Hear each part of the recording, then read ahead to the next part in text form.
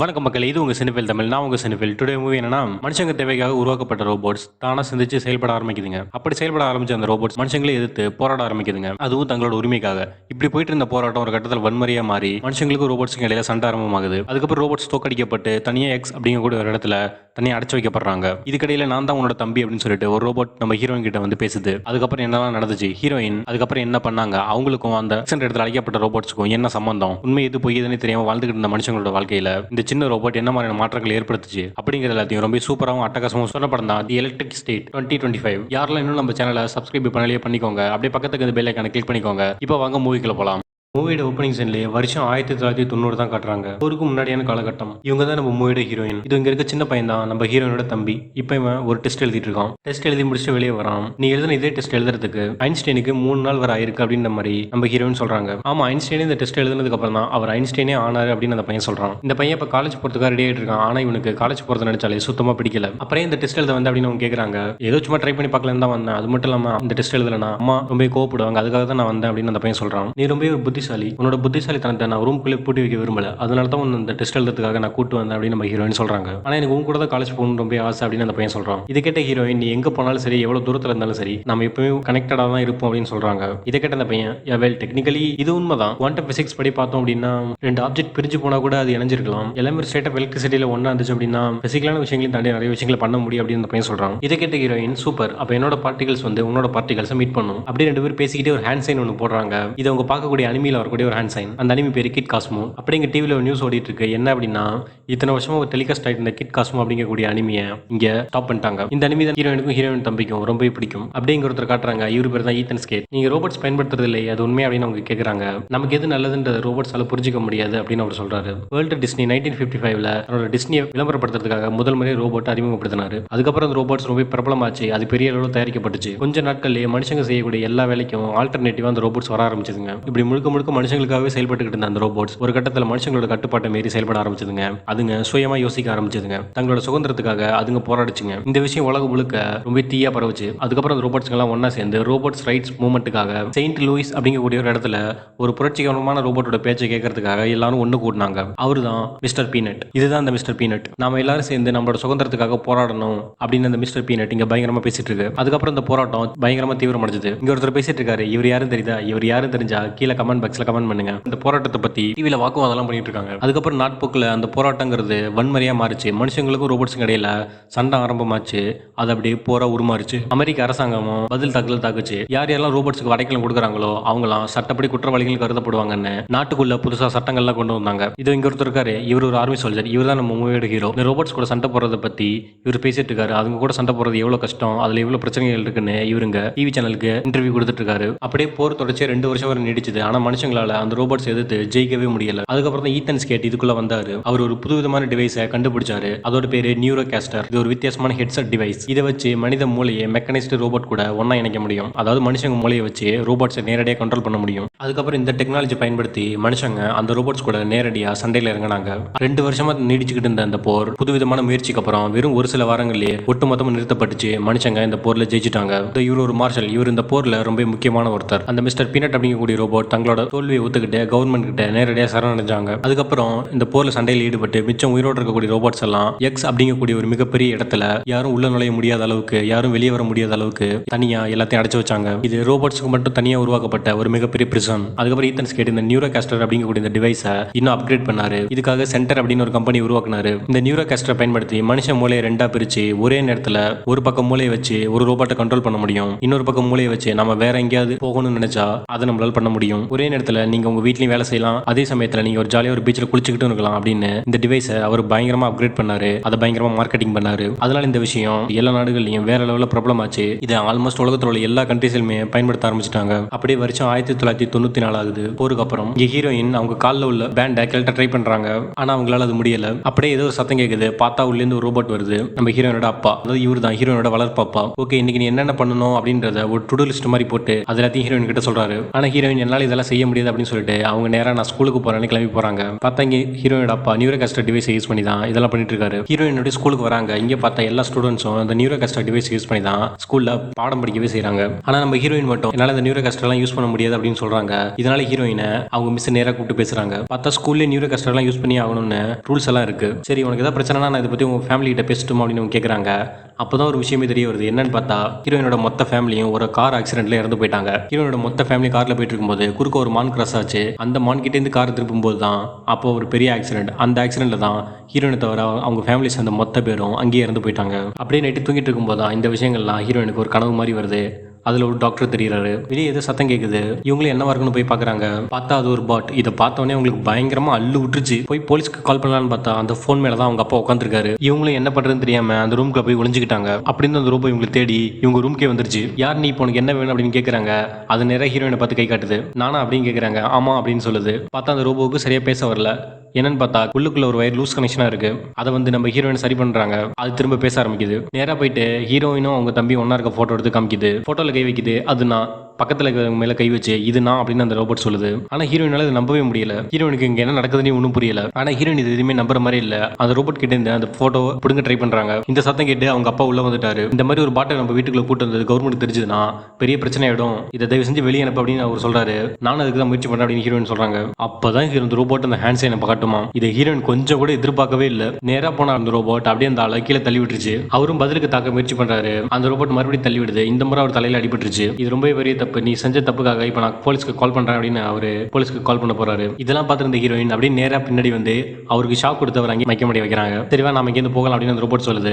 Actually இந்த robot நேரா பேசாது. ஒரு மாதிரி சம்பந்தமே இல்லாம தான் பேசும். அதை வச்சு நம்மள தான் புரிஞ்சுக்கணும். அதுக்கப்புறம் ரெண்டு பேரும் போய் கார்ல ஏறாங்க. பார்த்தா ஹீரோனுக்கு காரை ஓட்ட தெரியாது. சரி இது கொஞ்சம் கழட்ட ஹெல்ப் பண்ண முடியுமா அப்படின்னு ஹீரோயின் சொல்றாங்க. அந்த ரோபோட் அதை கழட்டி விடுது. அப்படியே கார் எடுத்துக்கிட்டு ரெண்டு பேரும் நேரா கிளம்பி போறாங்க. எங்க போறாங்க அப்படின்னு பார்த்தா அந்த ரோபோட்ஸ்க்கும் மனுஷங்களுக்கு இடையில சண்டை நடந்துச்சு. ஒரு ஏரியா, அந்த ஏரியாவுக்கு தான் போறாங்க. டயர் பஞ்சர் ஆயிருக்கு. வேற டயர் மாத்தலாம்னு பார்த்தா அதுவும் பஞ்சர் ஆயிருக்கு. நீ செத்து போயிட்ட, இது எப்படி நடந்துச்சு அப்படின்னு ஹீரோயின் கேட்கறாங்க. ஆனா ரோபோட்டுக்கு எதுவுமே தெரியல. நீ என்ன ரோபோட் ஆயிட்டியா, அதுவும் அந்த ரோபோட்டுக்கு தெரியல. சரி இப்போ நீ என்ன உயிரோட இருக்கியா அப்படின்னு கேட்கறாங்க. அதுவும் ஆமான்னு தலையாட்டுது. உன்னோட உடம்புக்கு தானே இருக்கு. ஆமா. நீ நல்லா இருக்கியா, இல்ல அதுக்கு இல்லைன்னு தலையாட்டுது. சரி உன்னை எப்படி கண்டுபிடிக்கிறது அப்படின்னு அவங்க கேட்கறாங்க. அது நேரா போயிட்டு அந்த சென்டரோட மெயின் சிம்பிள்ல கை வைக்குது. ஆனா சென்டரோட பேஸ் இந்த உலகம் முழுக்க இருக்கு. அதுல நீ எங்க இருக்கு அப்படின்னு கேட்கறாங்க. ஆனா ரோபோட்டுக்கு அந்த இடம் தெரியல. ஓகே வேற யாருக்கா தெரியுமா அப்படின்னு கேட்கறதுக்கு அது கண்ணில் கண்ணாடி மாதிரி கை வச்சு காட்டுது. ஓகே நீ இருக்க தெரிஞ்சவர் கண்ணாடி போட்டுருப்பாரு. அவங்க புரிஞ்சுக்கிறாங்க. அதுக்கப்புறம் கேன் எடுத்து காட்டுது. அதுல டிஆர் எழுதி இருக்கு. கண்ணாடி போட்டுருப்பாரு டாக்டர் அப்படின்றத ஹீரோயின் புரிஞ்சுக்கிறாங்க. அப்பதான் ஹீரோயினுக்கு ஆக்சிடென்ட் ஆனப்போ அவங்கள ஒரு டாக்டர் பார்க்க வந்திருப்பார்ல, அந்த டாக்டர் கொஞ்சம் கொஞ்சம் ஞாபகத்துக்கு வராரு. இவர் தான் அந்த டாக்டர். சாரி உங்களுக்கு நடந்த ஆக்சிடென்ட்ல உங்க ஃபேமிலி சேர்ந்து எல்லாரும் இறந்துட்டாங்க. உன்னோட தம்பி இறந்து போயிட்டான். நீ மட்டும் தான் உயிரோட இருக்க. ஐம் சாரி அப்படின்னு அந்த டாக்டர் சொல்றாரு. ஓகே இப்போ அந்த டாக்டர் எங்க இருக்கா அப்படின்னு கேட்கறாங்க. அது ஒரு மேப்ல ஒரு இடத்துல கை வச்சு காட்டுது. பார்த்தா அது எக்ஸ்க்ளூஷன் ஜோனுக்கு நடுவில் இருக்கக்கூடிய ஒரு இடம். அதாவது என்ன அப்படின்னா ரோபோட்ஸ் எல்லாம் எக்ஸ் அப்படிங்கக்கூடிய ஒரு இடத்துல அடைச்சு வச்சிருப்பாங்கல்ல, அந்த எக்ஸோட சென்டர் பாயிண்ட்ல தான் இந்த ரோபோட் கை வச்சு காட்டுற அந்த இடம் இருக்கு. ஓகே நம்மளால எப்படி அங்க போக முடியும் அப்படின்னு ஹீரோயின் யோசிக்கிறாங்க. அப்படியே டிக்கி ஓப்பன் பண்ணி பார்த்தா உள்ள நிறைய பார்சல் இருக்கு. பார்த்தா அந்த பாக்ஸ் எல்லாம் எக்ஸன்ட் ஏரியாவில இருந்து வெளியே வந்திருக்கு. இப்போ இந்த பாக்ஸ் யாரோட டூ அட்ரஸ்க்கு போயிருக்கோ அவங்களால இந்த எக்ஸுக்குள்ள உள்ள போக முடியும் அப்படிங்கறத ஹீரோயின் கண்டுபிடிக்கிறாங்க. அப்படியே அந்த அட்ரஸை கையில் எடுத்துக்கிறாங்க. அது நியூ மெக்சிகோ. இவங்க நேரா நியூ மெக்சிகோக்கு கிளம்பி போறாங்க. ரொம்ப நேரம் டிராவல் பண்ணி எப்படியே ஒரு வழியா நியூ மெக்சிகோக்கு வந்து சேர்ந்துட்டாங்க. ஒரு ட்ரக் வருது. இவங்க போய் ஒளிஞ்சுக்கிறாங்க. அப்படியே இந்த ட்ரக்ல இருந்து ஒருத்தர் இறங்குறாரு. பார்த்தா இவரு தான் நம்ம மூவியோட ஹீரோ. அப்படியே ஒரு ரோபோட் பைக்ல வந்து நம்ம ஹீரோ மீட் பண்ணுது. அதான் அந்த நியூரோகாஸ்டர் யூஸ் பண்ணி ஒரு ஆள் வந்து நம்ம ஹீரோ மீட் பண்றாரு. ஹீரோ அவருக்காக ஒரு ஒரிஜினல் கன் ஒன்று கொண்டு வந்திருக்காரு. அதுவும் 1973 சேர்ந்த துப்பாக்கி. ஓகே இது என்ன ரேட் வரும் அப்படின்னு கேட்கும்போது ஹீரோ கொஞ்சம் அதிக ரேட் சொல்றாரு. ஆனா அந்த ரேட் அவருக்கு செட் ஆகாதனால நான் இதுக்காக உங்களுக்கு பணம் கொடுக்கணும் அப்படின்னு அவர் கேட்கிறாரு. இதை பார்த்து ஹீரோ ஒரு மாதிரி தலை குனிறாரு. அப்படியே பின்னாடி ஒரு ஷாக் வந்து இந்த ரோபோட் மேல படுது. அவ்வளவுதான் அந்த ரோபோட் ஷட் டவுன் ஆயிடுச்சு. என்னன்னு பார்த்தா உள்ள இருந்து ஒரு குட்டி ரோபோட் ஒன்று வெளில வருது. இதை நம்ம ஹீரோட ஃப்ரெண்டு. இது பேரு ஹெர்ம். இந்த ரோபோட் தான் இப்போ ஷாக் கொடுத்துருக்கு. இது எல்லாத்தையும் ஹீரோயின் ஓரமா நின்று ஒளிஞ்சிருந்து பார்த்துக்கிட்டு இருக்காங்க. அதுக்கப்புறம் ஹீரோவும் ஹெர்மும் சேர்ந்து அந்த ரோபோட்டையும் அந்த பைக்கையும் ஒன்னா ட்ரக்ல ஏத்துறாங்க. அதுக்கப்புறம் இந்த கேப் யூஸ் பண்ண ஹீரோயின் அவங்களும் போய் ட்ரக்ல ஏறிக்கிறாங்க. இந்த பக்கம் பார்த்தா ஹீரோட அப்பா போலீஸ்க்கு கால் பண்ணிருப்பார்ல, அதுக்காக இப்போ ஒருத்தர் நம்ம ஹீரோயின் தேடி வந்திருக்காங்க. இவர் ஒரு மார்ஷல். அதான் அந்த ரோபோட்ஸ் கூட சண்டை போட்டதுல இவரும் ஒருத்தர். வந்தவர் அப்படியே நேரா அந்த காரை கண்டுபிடிச்சிட்டாரு. அதுக்குள்ள அந்த அட்ரஸ் கிழிஞ்சிருக்கிறதையும் பார்த்துட்டாரு. நேரா அந்த அட்ரஸ்க்கு இவரும் கிளம்பிட்டாரு. ஹீரோ ட்ரக்ல பாட்டு போட்டுட்டு பயங்கரமா வைப் பண்ணிட்டு ஜாலியா போயிட்டு இருக்காரு. பார்த்தா அந்த எக்ஸன்ட் ஏரியாவுக்கு பக்கத்துல தான் இங்க ஹீரோ தங்கி இருக்காரு. இங்க ஹீரோ நிறையவே பொம்மைகளை சேகரிச்சு வச்சிருக்காரு. இது மூலமா நம்ம நிறைய பணம் சம்பாதிக்கலாம் அப்படிங்கிறதுக்காக தான் இந்த பொம்மைகளை இங்க சேகரிச்சு வச்சிருக்காரு. ஃப்ரிட்ஜ் ஓபன் பண்ணி பாக்குறாரு. பார்த்தா எல்லாம் ஃபுட்டு கெட்டு போயிருக்கு. என்னன்னு பார்த்தா ஃப்ரிட்ஜ் பிளக் இன் பண்ணவே இல்ல. இது யார் பண்ணிருப்பான்னு திரும்பி பார்த்தா அந்த ஹெர்ம் ஒரு மாதிரி முழிக்குது. ஓகே நீ தானே இதை பண்ண அப்படின்னு ஹீரோ கேட்கிறாரு. ஆனா அது இல்ல அப்படின்னு சொல்லுது. பொய் சொல்லாத, உண்மை சொல்லு, நான் எதுவும் சொல்ல மாட்டேன் அப்படின்னு ஹீரோ சொல்றாரு. அதுக்கு அது ஒரு மாதிரி கன்சமிட்டு பொய் சொல்லுது. அது கன்செப்ட்றத வச்சு அது போய் தான் சொல்லுது அப்படின்றத ஹீரோ கண்டுபிடிச்சிட்டாரு. ஃபுட்டு கெட்டு போனதை நினைச்சு அவர் ரொம்ப டென்ஷன் ஆகுறாரு. நீ ஒரு ரோபோட், உனக்கு சார்ஜ் போட்டுக்கலாம், ஆனா எனக்கு சாப்பாடு இல்லைனா நான் செத்து போயிடுவேன் அப்படின்னு ஹீரோ ரொம்ப டென்ஷன் ஆகுறாரு. இந்த பக்கம் ஹீரோயின் அந்த காஸ்மோ பாட்டும் போயிட்டு இருக்கும்போது அந்த சவுண்ட் இவங்களுக்கு கேட்டுருச்சு. இவங்க 2 பேரும் உஷாராயிட்டாங்க. நம்மளை தவிர இங்க வேற யாராவது இருக்காங்கன்றத அவங்க புரிஞ்சுக்கிட்டாங்க. அப்படியே ஹெரும் போயிட்டு அவங்க 2 பேரும் வளைச்சு பிடிச்சிருச்சு. இங்க ஹீரோ வந்துட்டாரு. யார் எப்படி இங்க வந்தீங்கன்னு கேட்கும்போது உங்க ட்ரக்ல தான் வந்தோம் அப்படின்னு சொல்றாங்க. என்ன விஷயமா வந்திருக்கீங்க? நாங்க எக்ஸுக்கு போகணும், நீங்க போறீங்கல்ல, அதான் உங்க மூலமா நாங்களும் வரணும்னு ஆசைப்படுறோம். பார்த்தா இவங்க 2 பேரும் எக்ஸ்குள்ள போகலான்னு பேசிக்கிட்ட விஷயத்த இவங்க கேட்டுக்கிட்டாங்க. அதை வச்சுதான் இவங்க சொல்றாங்க, சரி ஓகே நீங்க யாரை வேணா எடுத்துட்டு போங்க, எப்படி வேணா எடுத்துட்டு போங்க, நீங்க என்ன கொண்டு விட்டாட்டி பரவாயில்ல, நான் இங்க எக்ஸுக்குள்ள போறேன் அப்படின்னு ஹீரோயின் சொல்றாங்க. அந்த எக்ஸ் ரொம்ப ஆபத்தான இடம் அப்படின்னு அவங்க பேசிக்கிட்டு இருக்கும்போது வெளியே ஏதோ சத்தம் கேட்குது. யாருன்னு பார்த்தா அந்த மார்ஷல். அவர் தான் இப்ப நம்ம ஹீரோயின் தேடி இந்த இடத்தையே வந்துட்டாரு. இவங்க 2 பேருமே நேரா மார்ஷல் கிட்ட மாட்டிக்கிட்டாங்க. நீங்க வீட்ல இருந்து தப்பிச்சு ஓடுனது, ஸ்கூல்ல இருந்து வெளில வந்தது, இந்த மாதிரி சில குற்றங்களுக்காக நான் உன்னை கைது பண்றேன் அப்படின்னு அந்த ரோபோட் சொல்லுது. பின்னாடி ஹெர்ம் அந்த ரோபோட்க்கு ஷாக் வைக்கும்போது இங்க மார்ஷல் நேரா ஹீரோ பிடிச்ச அதுக்கு நேரம் நீட்டுறாரு. ஹீரோ மேல ஷாக் அடிச்சிச்சு. அதுக்கப்புறம் மார்ஷல் அட்டாக் பண்றாரு. பார்த்தா அந்த மொத்த இடமே நாசமாகுது. பார்த்தா இவர் இந்த பாட்டை தேடி தான் வந்திருக்காரு. ஒழுங்கா என்கிட்ட சரணடைச்சிருங்க அப்படின்னு இவர் அவங்க நோக்கி பக்கத்துல போயிட்டு இருக்காரு. அந்த நேரம் பார்த்து ஹெர்ம் மேல ஒரு பயங்கரமான வெயிட்ட போடுது. இவர் அதை தாங்கி நின்னுட்டாரு. இந்த கேப் யூஸ் பண்ணி இவங்களால தப்பிக்கலான்னு பார்த்தா அவர் திரும்ப அங்கேயே தப்பிச்சு வந்து இவங்களை தாக்கிட்டாரு. இவங்க கீழே விழுந்துட்டாங்க. இவர் அவங்களை தாக்க வரும்போது அப்படியே ஹீரோயின் போயிட்டு நேரா ஒரு ஜேசிபியை கொண்டு வந்து அந்த மார்ஷலோட அடிச்சு நேரா போயிட்டு அந்த செவர்லயே சுருகுறாங்க. இதுல அந்த மார்ஷல் டோட்டலா ஷட் டவுன் ஆயிட்டாரு. இதுல அந்த இடமே மொத்தமா இடிய ஆரம்பிக்குது. இவங்க எப்படி தப்பிச்சு வெளியே வந்துட்டாங்க? பார்த்தா அந்த மொத்த இடமும் இடிச்சு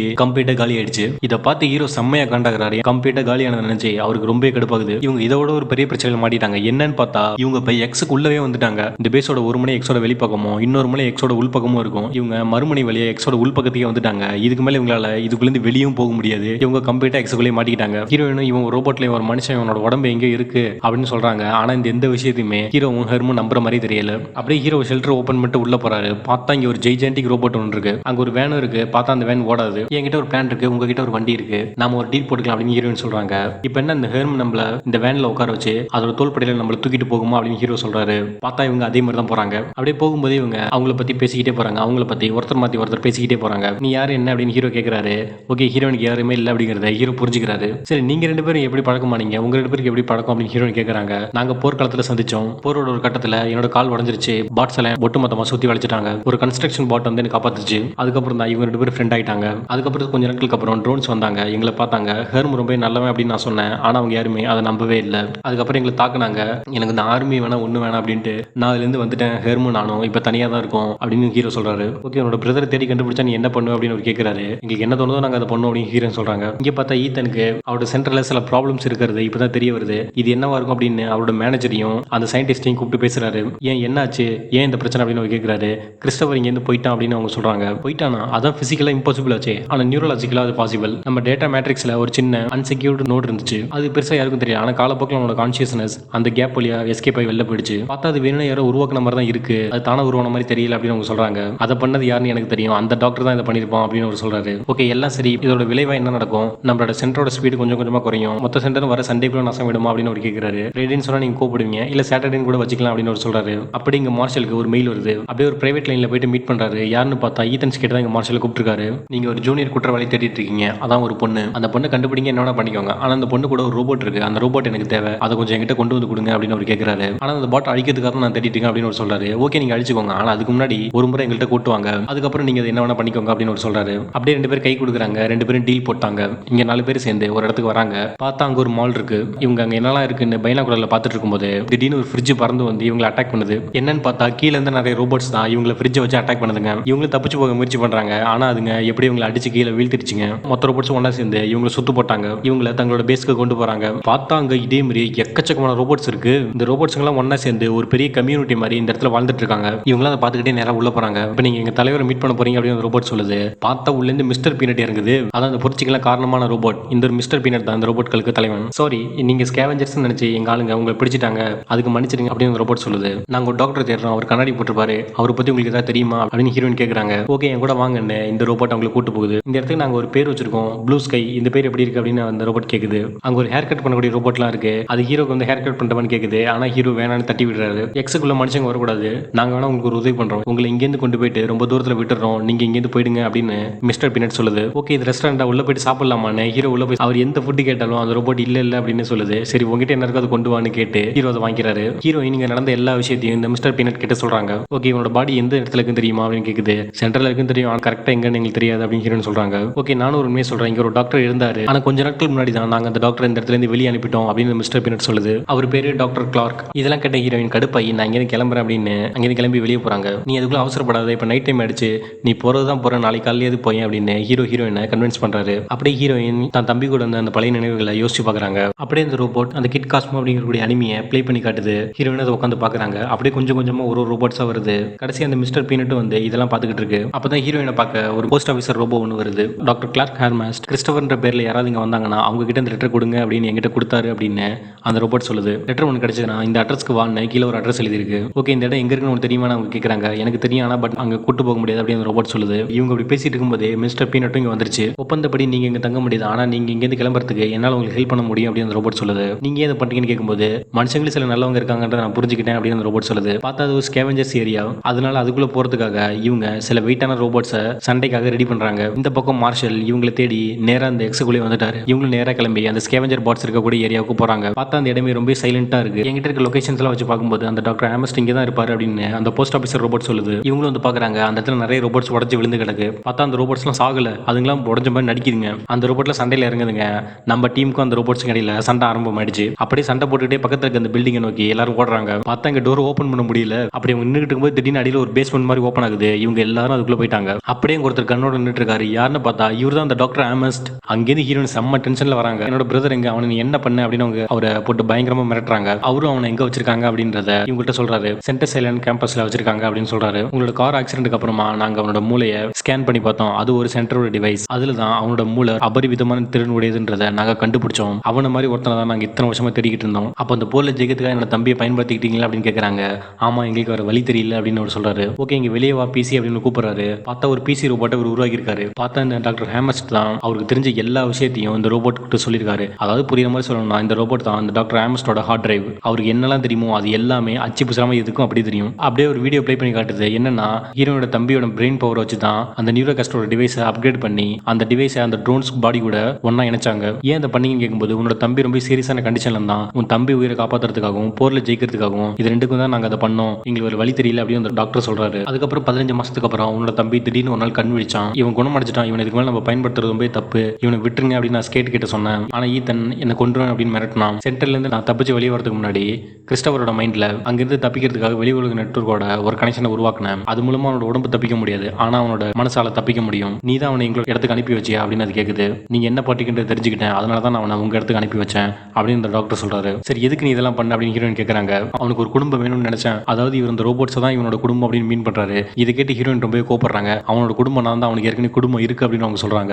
ஓகே, என் தம்பியை நம்ம அங்கேருந்து வெளியே கொண்டு வரணும், நீங்க அதுக்கு ஹெல்ப் பண்ணணும், உங்களால எக்ஸ்குள்ள போக முடியும் தானே அப்படின்னு ஹீரோயின் கேட்கறாங்க. எனக்கு ஹெல்ப் பண்ணுங்க அப்படின்னு அவங்க பேசிக்கிட்டு இருக்கும்போது இங்க பார்த்தா அந்த மார்ஷல் வந்துருச்சு. இதை அவங்க கேமராவில் பார்த்துட்டாங்க. இவர் உள்ள வந்து பாக்குறாரு. அந்த டாக்டர் இங்க இருந்தார் அப்படிங்கறத இங்க மார்ஷல் கண்டுபிடிச்சிட்டாரு. இதை ஸ்கேட்டுக்கிட்டேன்னு சொல்றாரு. பார்த்தா லைட்ஸ் எல்லாம் ஆஃப் ஆகுது. மிஸ்டர் பீனட்டே இங்க மார்ஷல் கூட சண்டைக்கு வந்துருச்சு. ரெண்டு பேரும் அதே இடத்துல சண்டை போடுறாங்க. அந்த கேப் யூஸ் பண்ணி நம்ம டீம் மொத்த பேரும் அங்கிருந்து தப்பிச்சு போறாங்க.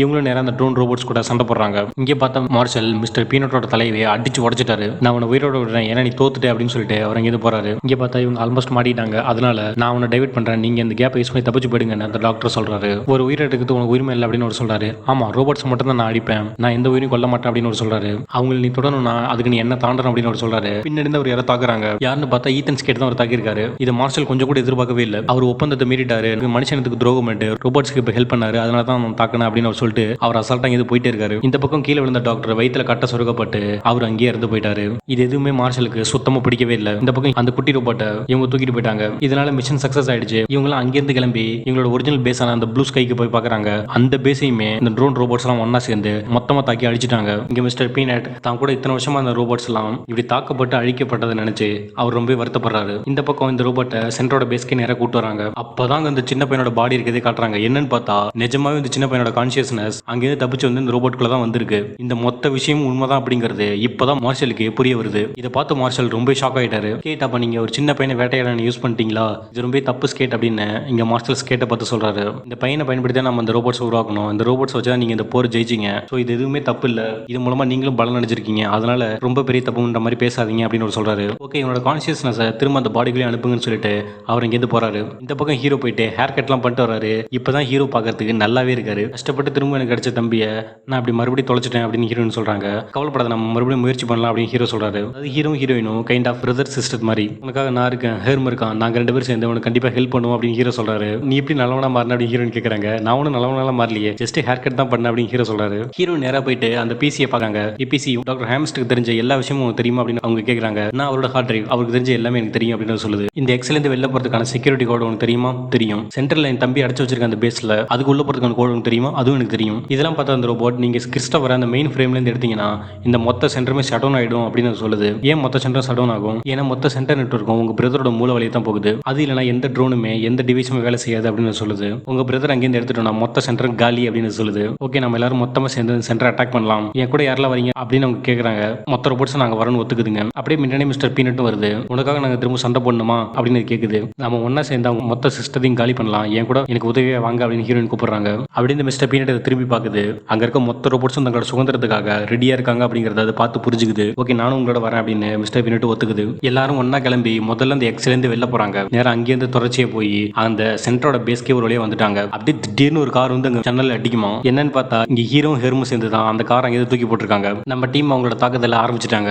இந்த விஷயம் ஈத்தனுக்கும் தெரிய வருது. உடனே பதில் தாக்கல தாக்குங்கன்னு அவரும் ஆர்டர் போடுறாரு. இங்க ரோபோட்ஸுங்க பதில் தாக்கல் தாக்க வந்துட்டாங்க. அப்படியே ஹீரோ அவங்க டைவர்ட் பண்ணி ஒரு பக்கம் கூட்டு போறாரு. இந்த கேப்பை யூஸ் பண்ண ஹீரோயினும் பிசியும் அங்கேருந்து நேரா செக்யூரிட்டி கோடு போட்டு சென்டருக்குள்ளே போறாங்க. அப்படியே அங்க இருந்து அந்த சென்டர் ரோபோட்ல ஒன்றுல பாம்பு வெடிக்குது. இந்த பெரிய ரோபோட் கொலாப்ஸ் ஆயிடுச்சு. பார்த்தா அதுக்குள்ள இருந்து ஒரு சின்ன ஹெர்மோன் வெளில வருது. இந்த பக்கம் ஹீரோயின் பிசியும் நேரா உள்ள வந்துட்டாங்க. இங்க இந்த பக்கம் ஒரு ஃப்ரிட்ஜ் பறந்து வந்து அந்த ரோபோட்ஸ் மேல அடிக்குது. என்னன்னு பார்த்தா இங்க இந்த மொத்த டீமும் இப்ப சண்டையில இறங்கிட்டாங்க. மிஸ்டர் பீனட் ஒரு ஜெய்ஜாண்டிக் ரோபோட்டை கூட்டு வந்திருக்கு சண்டை போட. பார்த்தா மொத்த ரோபோட்ஸும் ஒன்று சேர்ந்து சென்ட்ரல் ரோபோட்ஸை அடிச்சு காலி பண்ணுதுங்க. இது எல்லாத்தையும் பார்த்துட்டு இந்த ஈத்தன் ஓகே எனக்கு ஒரு வேலை இருக்கு அப்படின்னு அவர் வெளில போறாரு. அங்க மிஸ்டர் பீனட்டை பார்த்த மார்ஷல் அவரும் வெளில போறாரு. அந்த பக்கம் வந்திருந்த ஹீரோயின் பிசியும் நேரம் வந்து பாக்குறாங்க. இந்த ரூம்ல தான் தம்பி இருக்கான்றதை அவங்க கண்டுபிடிச்சிட்டாங்க. அப்படியே ஒரு பிளான் பண்றாங்க. இங்க பிசி ஃபேஸை பயங்கரமா வச்சுட்டு கையில ஒரு ஆக்ஸோட போயிட்டு அவங்கள பயங்கரமா பயமுறுத்துது. இதுல அந்த சயின்டிஸ்ட் அங்கேருந்து பயந்து ஓடிட்டாங்க. இந்த கேப் யூஸ் பண்ண ஹீரோயின் நேரம் உள்ள வந்து அந்த டோரை லாக் பண்ணிட்டாங்க. அவன் உயிரோட இருக்கானா? உயிரோட தான் இருக்கான். அவங்க கிட்ட இப்ப என்னால பேச முடியுமா? அதுக்கு நீங்க அந்த நியூரோ காஸ்டரை யூஸ் பண்ணி அவனோட மூளைக்குள்ள போய் பேசினாதான் உண்டு அப்படின்னு பிசி சொல்லுது. இந்த பக்கம் ஈத்தன் ஒரு பெரிய நியூரோ காஸ்டர் டிவைஸ் எடுத்து போடுறாரு.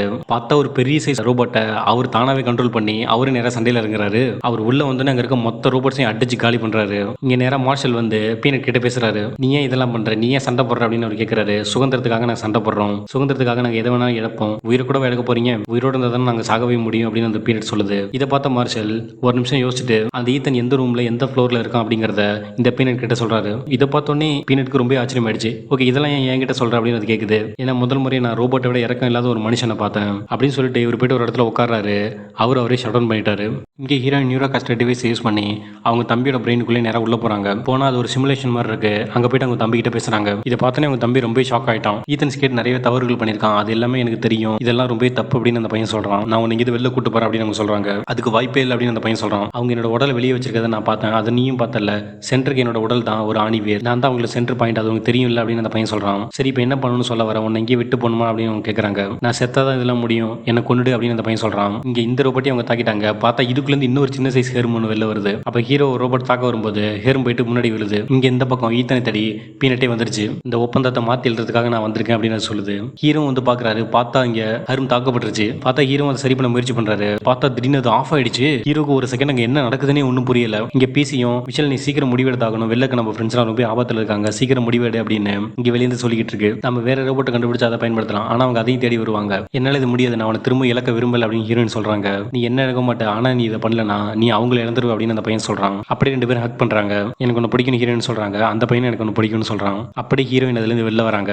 அப்படியே இந்த பையனுக்கு போகக்கூடிய லைஃப் ஃபங்க்ஷன் சப்போர்ட் எல்லாத்தையும் ஆஃப் பண்றாங்க. இங்க ஹீரோ ரோபோட் தாக்க வருது. அப்படியே இந்த சின்ன பையனை கண்ண மூடுறான். அவ்வளவுதான், அந்த ரோபோட் கீழே விழுந்துருச்சு. அப்படியே ஒன் பை ஒன்னா எல்லா ரோபோட்ஸும் வரிசையை கீழே விழுதுங்க. இதை பார்த்து நம்ம ஆளுங்க எல்லாரும் நாம ஒரு வேளை சண்டையில ஜெயிச்சிட்டோன்னு பயங்கரமா கத்துறாங்க. இங்க நெட்வொர்க் கம்ப்ளீட்டா ஷட் டவுன் ஆயிடுச்சு. அப்படியே ஹீரோ போயிட்டு ஹெர்ம பாக்குறாரு. நம்ம அந்த சண்டையில ஜெயிச்சிட்டோம் ஹெர்ம் அப்படின்னு சொல்றாரு. ஆனா ஹெர்மு கிட்ட எந்த ரியாக்ஷனுமே இல்ல. எனக்கு ஒன்று ரொம்ப பிடிக்கும் ஹெர்ம் அப்படின்னு ஹீரோ சொல்றாரு. நீ எனக்கு வெறும் ஃப்ரெண்டு மட்டும் இல்ல, நீ என் கூட இருந்த, இதுக்கு மேல நீ இல்லாம நான் என்ன பண்ண போறேன் அப்படின்னு ஹீரோ ரொம்ப சென்டிமெண்டா பேசுறாரு. உன்னை தவிர எனக்கு வேற ஃப்ரெண்ட்ஸே இல்லை அப்படின்னு அவர் பேசிட்டு இருக்கும்போது இந்த ஹெல்மெட் ஓப்பன் ஆகுது. பார்த்தா உள்ள இன்னொரு மினி சைஸ் ஹெர்மோன் இருக்கு. பார்த்தா ஹீரோக்கு ஹெர்முக்கு அப்படி மினி சைஸ் உருவம் இருக்குன்றது இப்போ வர தெரியவே தெரியாது. நீ செத்துட்டான்னு நினைச்சேன், இல்ல நான் பவர் சேவிங் மோட்ல தான் இருந்தேன், ஒன்னே அதுக்குள்ள அப்படி நினைக்க சொன்னது அப்படின்னு ஹெர்ம் பேசுது. ஓகே, ஹீரோயினை பார்க்க போலாம், ரெண்டு பேரும் வராங்க. இப்போ என்ன கொல்ல போறியா இல்ல நம்ம வாழணும் அப்படின்னு சொல்லுது. அப்படிங்க எல்லாம் கம்ப்ளீட்டா ஆஃப் ஆகுது. அவ்வளவுதான், அந்த பையன் அங்கேயே இறந்து போயிட்டான். உலகம் முழுக்க அந்த எல்லா சென்டரோட ஏரியாஸும் கம்ப்ளீட்டா ஆஃப் ஆகுது. பார்த்தா ஹீரோயினிங்க நடந்த மொத்த விஷயத்தையும் ஒரு வீடியோவை எடுத்து நியூஸ் சேனல்ல போட்டாங்க. சென்டர் அவங்களோட வளர்ச்சிக்காக ஒரு சின்ன பையனை பயன்படுத்தினாங்க அப்படிங்கிற விஷயம் இங்க உலகம் முழுக்க எல்லாருக்கும் தெரிஞ்சிருச்சு. இதனால உலகம் முழுக்க எல்லா இடங்கள்லயும் போராட்டங்கள் எழும்புச்சு. அதனோட விளைவா இங்க ஈத்தன் ஸ்கேட் கைது செய்யப்பட்டாரு. அதுக்கப்புறம் சென்டர் இழுத்து முடுங்கன்னு மக்கள் இன்னும் போராட்டம் பண்ணாங்க. ஹீரோயின் திரும்ப பழைய வாழ்க்கைக்கு திரும்பிட்டாங்க. இங்க ஹீரோயின் ஒரு லைவ்ல வராங்க. இது உலகம் முழுக்க உள்ள எல்லா நாடுகளையும் டெலிகாஸ்ட் பண்ணிட்டு இருக்காங்க. சென்டர் தன்னால பண்ண விஷயங்கள் நம்ம எல்லாரையும் பாதிச்சிருக்கு. நியூரோ கஸ்டர் பயன்படுத்துறது ஒன்றும் உண்மையான வாழ்க்கை கிடையாது. உண்மையான வாழ்க்கைங்கிறது மொத்தம் கூட சேர்ந்து வாழ்றது. உங்களை சுத்தி பாருங்க, உங்க பக்கத்துல உண்மையான மனுஷங்க கண்டிப்பா இருப்பாங்க. அவங்க உங்களுக்கு உண்மையா இருப்பாங்க. ஒருவேளை அப்படி உங்க பக்கத்துல யாரும் இல்லை அப்படின்னா அப்ப எங்களை தேடி வாங்க, நாங்க இருக்கோம். எல்லாத்தையும் ஆரம்பத்திலிருந்தே ஆரம்பிக்கலாம், நம்மளாம் ஒன்னா இருக்கலாம் அப்படின்னு அவங்க சொல்றாங்க. அப்படி இந்த லைவும் முடியுது. இங்கே ஒரு பழைய குப்பை கொடுத்து தான் காட்டுறாங்க. அப்படியே இங்க ஒரு டாகி வந்து தண்ணி குடிச்சிட்டு இருக்கு. அப்படியே இந்த தண்ணியில ஒரு உருவம் தெரியுது. இது என்னன்னு தெரியுதா? இதாங்க அந்த காஸ்மோபாட் உயிரோட தான் இருக்காருன்னு இந்த சீன்ல காமிச்சு தி எலக்ட்ரிக் ஸ்டேட் 2025 அப்படிங்கக்கூடிய இந்த மூவி இங்கேயே முடியுது. இந்த மூவி எப்படி இருந்துச்சு? யாரெல்லாம் இன்னும் நம்ம சேனலை சப்ஸ்கிரைப் பண்ணலையே பண்ணிக்கோங்க. அப்படியே பக்கத்துக்கு இந்த பெல் ஐக்கானை கிளிக் பண்ணிக்கோங்க. இது உங்க சினிஃபெல் தமிழ், நான் உங்க சினிஃபெல். பாய்.